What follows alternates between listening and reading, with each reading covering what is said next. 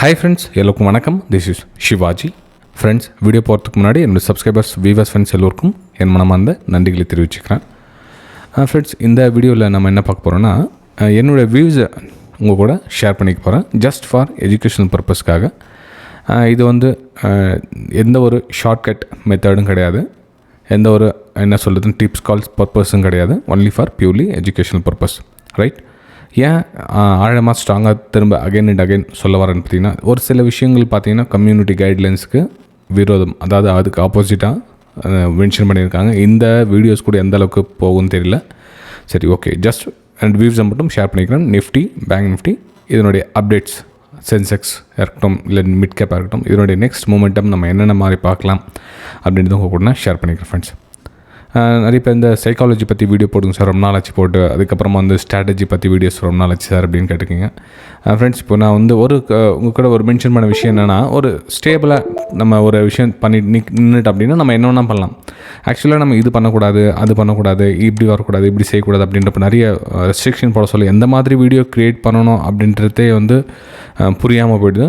So உங்களுடைய வியூஸை நீங்கள் கமெண்ட்டில் தெரிவிக்கலாம். சார், இந்த மாதிரி வீடியோ போட்டால் ஓகே, நோ ப்ராப்ளம் சார், இது வந்து நமக்கு சட்டத்திட்டத்துங்களுக்கு உட்படும் அப்படின்ற ஒரு மாதிரி கண்டென்ட் இருந்தாலும் சரி, நீங்கள் உங்களுடைய தனிப்பட்ட கருத்துக்களை நீங்கள் கமெண்ட்ஸ் மூலிமா தெரிவிக்கலாம். நம்ம நெக்ஸ்ட் வரும் நாட்களில் நம்ம அதுக்கேற்ற மாதிரி வீடியோஸை அப்டேட் பண்ண முயற்சி பண்ணுவோம். ஃப்ரெண்ட்ஸ், சரி, ஓகே ஃப்ரெண்ட்ஸ், நான் உங்களுடைய நேரத்தை வீணடிச்சேன், சாரி ஃபார் தட். சரி, இப்போது நிஃப்டி 50 பார்த்திங்கன்னா நெக்ஸ்ட் மூமெண்டம் எந்த மாதிரி ஆகும், நம்ம இதில் என்னென்ன மாதிரி ஒரு பிளான் பண்ணிக்கலாம் அப்படின்னு பார்த்திங்கன்னா, இது வந்து டெய்லி சார்ட்டில் வந்து ஒரு ரெசிஸ்டன்ஸ் ஏரியாவில் ப்ரைஸு ட்ராவல் ஆகிட்டு இருக்குது. ஓகேங்களா? அதாவது இங்கேருந்து ஜஸ்ட் ட்ராவல் ஆகிட்டு இருக்குது, இங்கேருந்து ரிட்டர்ன் ஆகிட்டு கீழே வரல, இங்கேருந்து சஸ்டனரி பிரேக் அவுட்டும் ஆகலை. அப்போது நம்ம இந்த இடத்துல என்ன பண்ணலாம் அப்படின்னா, இந்த ரெசிஸ்டன்ஸ் ஏரியா கிட்டே நம்ம வந்து ரொம்ப கவனமாக பார்த்து ட்ரேட் பண்ணோம். எப்படி கவனமாக பார்த்து ட்ரேட் பண்ணோம் அப்படின்னா, இப்போ இந்த இடத்துல ஏரியா ப்ரைஸ் ஒரு சஸ்டனாக நின்று ஒரு பிரேக் அவுட் நடக்குது அப்படின்னா, இதோட ப்ரீவியஸ் ஹையை வந்து நம்ம டார்கெட்டாக முடிச்சுக்கலாம். அதாவது நெக்ஸ்ட் வீக்ஸ் வரும் 24,000 டச் பண்ணுறதுக்கான ஒரு வாய்ப்புகள் இருக்குது. நம்ம வந்து கன்சிடர் பண்ணி அதுக்கப்புறம் ஒரு அப்சைடுக்கான ஒரு பிளான் பண்ணலாம். ரைட், ஓகேங்களா? இல்லை நமக்கு வந்து இந்த இடத்துல இங்கே சஸ்டட் ஆகலை, இந்த லோயர் சைடில் வந்து சஸ்டட் ஆகி நிற்குது அப்படின்னா, இதில் பிரேக் டவுனுக்கான ஒரு வாய்ப்புகளை பார்க்கலாம். இது இன்ட்ராடே ட்ரேடிங்கில் நம்ம இந்த மாதிரி ஒரு ரெசிஸ்டன்ஸ் ஏரியா கிட்ட ட்ராவல் ஆகுது அப்படின்றத தெரிஞ்சிக்கலாம். ரைட்டுங்களா? சரி, இப்போ நம்ம ஒரு 10 மினிட்ஸ் டைம் ஃப்ரேம் ஷிஃப்ட் பண்ணி பார்த்துக்கலாம். அதாவது இன்ட்ராடே ட்ரேடிங் ஓகே, இன்ட்ராடேல ப்ரைஸ் எக்ஸாக்ட்லி எங்கே இருக்குது அப்படின்னு தெரிஞ்சால் நம்ம வந்து கொஞ்சம் வந்து நம்ம ஒரு கிளியராக இருக்கலாம் சார் ட்ரேடிங் எடுக்கிறதுக்கு அப்படின்னு. ஃப்ரெண்ட்ஸ், இப்போது 10 மினிட்ஸ் டைம் ஃப்ரேமில் ப்ரைஸு இந்த ஏரியா ஃபுல்லாக ரெசிஸ்டன்ஸ் ஏரியா தெரிஞ்சிச்சுல நமக்கு. அப்போ நம்ம என்ன பண்ணலாம், இங்கேருந்து ட்ரெண்ட் லைனை ட்ரா பண்ணிக்கோங்க.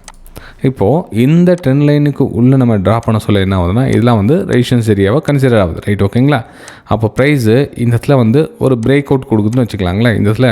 ஸோ நமக்கு வந்து இந்த இடத்துல ஒரு அப்பர் சைடுக்கான பிளான் பண்ணி நம்ம டார்கெட்டை டிசைட் பண்ணலாம். ஓகே, ஆனால் ப்ரைஸு இந்த இடத்துல வந்து சஸ்டன் பிரேக் அவுட்டாக ஆகலை, அதாவது மேலே பிரேக் அவுட் ஆகி இங்கேயே சஸ்டடாக நிற்குது அப்படின்றப்போ நம்ம என்ன பண்ணலாம் அப்படின்னா, இந்த லோ கட் ஆகிட்டதுக்கு அப்புறமா வந்து ஒரு டவுன் சைடுக்கான பிளான் பண்ணி நம்ம வந்து லோயர் லோ ஃபார்மேஷனாக தான் ஒரு ஷார்ட் சைடுக்கான பிளான் பண்ணி ட்ரேட் எடுக்கலாம். இது வந்து நிஃப்டி 50ல் என்னோடய வியூஸை ஷேர் பண்ணிக்கிறேன். ஃப்ரெண்ட்ஸ், வீடியோ பிடிச்சா மறக்காமல் உங்கள் லைக்ஸ் அண்ட் கமெண்ட்ஸை பதிவு பண்ணுங்கள். நிறைய பேர் வந்து லைக் பண்ணவும் மறந்துட்டீங்க, ஜஸ்ட் ஒரு ரீமைண்டுக்காக உங்களுக்கு சொன்னேன். Right, okay. நெக்ஸ்ட் நம்ம பேங்க் நிஃப்டியில் பார்க்கலாம். ஸோ பேங்க் நிஃப்டியில் என்ன மாதிரி ஒரு பிளான் பண்ணலாம், இந்த ஓல்டாக டெலிட் பண்ணிடுறேங்க.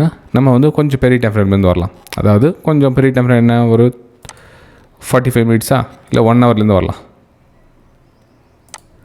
ஓகே, 1 ஹவர்லேருந்து வரலாம். 1 ஹவரில் பெரிய டைமில் எங்கே சார் இருக்குது ப்ரைஸ் எக்ஸாக்ட்லி தெரியல சார் அப்படின்னா, ஓகே, டே சார்ட்லேருந்து வரலாம், நோ ப்ராப்ளம்.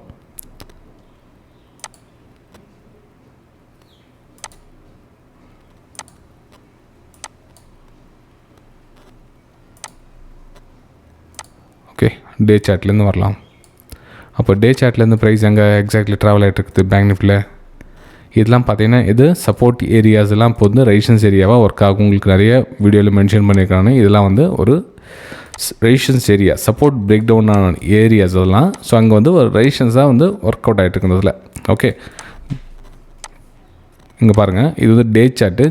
டே சார்ட்டில் இதெல்லாம் வந்து சப்போர்ட்டாக இருந்த இடம்ஸ் எல்லாம் பார்த்திங்கன்னா வந்து ஒரு சப்போர்ட் ரியாக்ட் ரெசிஸ்டன்ஸாக ஒர்க் ஆகிட்டு இருக்குது. அப்போது இந்த இடத்துல நம்ம என்ன பண்ணலாம் அப்படின்னா, ஒரு ஷார்ட் சைடுக்கான ஒரு பிளான் பண்ணலாம். அதாவது இந்த இடத்துல கீழே வந்து சப்போர்ட் எடுக்கிறதுக்கான சான்ஸ் இருக்கும். அப்போது 50,150லேருந்து நம்ம ஒரு ஷார்ட் சைடுக்கான பிளான் பண்ணி ட்ரேட் எடுக்கிறதுக்கான ஒரு ஐடியா பண்ணலாம். ஃப்ரெண்ட்ஸ், அதாவது ஒரு ஜஸ்ட் ஒரு பேசிக் பிடிச்சிட்டு அப்படியே நம்ம வந்து அதுக்கப்புறம் ஓகே ஷார்ட் சைடுக்கான பிளானே அதில் என்ன மாதிரி ரூட் பண்ணலாம் அப்படின்னு நம்ம மூவ் ஆகிடலாம். இப்போ நம்ம 10 மினிட்ஸ் டைம் ஃப்ரேமே ஷிஃப்ட் பண்ணிக்கிட்டோம் ஸ்மால் டைம் ஃப்ரேம். இப்போ இதில் ஷார்ட் சைட் பிளான் எப்படி பண்ணுறது நம்ம? இப்போ ஷார்ட் சைட் பிளானை எப்படி பண்ணலாம்? ஜஸ்ட் இருங்க, டெலீட் பண்ணிடுறேன். இப்போது இந்த இடத்துல வந்து ஒரு சப்போர்ட் ரெசிஸ்டன்ஸாக ஒர்க் ஆகிட்டு இருக்கு இல்லைங்களா? அப்போது இந்த இடத்துல நம்ம என்ன பண்ணலாம்னா வெயிட் ஃபார்தர் இந்த லோ லெவலில் 50,000 பிரேக் டவுன் ஆகணும். அப்போ பிரேக் டவுன் ஆகிறதுல கொஞ்சம் வெயிட் பண்ணி தான் ஆகணும், வேறு வழியே கிடையாது நமக்கு. அந்த இடத்துல சார் ப்ரைஸ் இங்கே நிற்குது அப்படின்னா ஒன்று, ஏன்னா மேலே வந்து ரெசிஸ்டன்ஸ் ஏரியாலாம் நமக்கு வந்து 50,400க்கு மேலே தான் வந்து ஒரு பிரேக் அவுட்டுக்கான வாய்ப்புகள் பார்க்கலாம். ஸோ இதெல்லாம் பார்த்தீங்கன்னா நோ ட்ரேடிங் ஜோன். இந்த இதெல்லாம் வந்து பார்த்தீங்கன்னா ஜிக்ஸாக் பேட்டர்ன் அமைச்சிட்டு மேலே போய் பை பண்ண வைக்கும், கீழே வந்து ஸ்டாப்லாம் சீட் ஆகும். ஸோ இந்த இடத்துல என்னன்னா ரொம்ப கவனமாக இருக்கும். இந்த ஏரியாவும் 50,400 ஏரியாவும் கொஞ்சம் கவனமாக இருந்து ட்ரேட் எடுக்கணும். இதுக்கு மேலே க்ளோசிங் கொடுத்துச்சு அப்படின்னா அதுக்கு மேலே ஒரு ஹையர் ஐ ஃபார்மேஷனில் நீங்கள் வந்து நெக்ஸ்ட் லெவலில் அப் ட்ரெண்டில் மூவ் பண்ணிக்கலாம். இல்லை நமக்கு வந்து இந்த சப்போர்ட் பிரேக் டவுன் ஆகிடுச்சு அப்படின்றப்போ இதுக்கு ரீடெஸ்ட்காக வெயிட் பண்ணுங்கள். அந்த ரீடெஸ்ட்டில் வந்து பிரேக் டவுனுக்கான வாய்ப்புகளை பார்த்து நீங்கள் அந்த கேப் ரீஃபில் ஏரியாவை நீங்கள் வந்து டார்கெட்டாக ஃபிக்ஸ் பண்ணி வெளியே வரலாம். இது வந்து பேங்க் நிஃப்டியில் என்னோடய வியூஸை நான் ஷேர் பண்ணிக்கிறேன் ஃப்ரெண்ட்ஸ். ஓகே சரி, இப்போ நிஃப்டி மிட் கேப் என்ன சார் அப்படின்னு கேட்பாங்க. நிஃப்டி மிட் கேப் பார்க்கலாம் இருக்குது. நிஃப்டி மிட் கேப் எங்கே எக்ஸாக்ட்லி ட்ராவல் ஆகுது அப்படின்னு நம்ம கொஞ்சம் பெரிய டைம்ல இருந்தால் பெட்டராக இருக்கு இல்லையா? சரிங்க, இப்போது எக்ஸாக்ட்லி பிரேக் டவுன் ஆகிருக்கு இல்லையா? பிரேக் டவுன் ஆகிட்டு ரீடெஸ்ட் ஆகிட்டு கீழே வந்துட்டுருக்கு.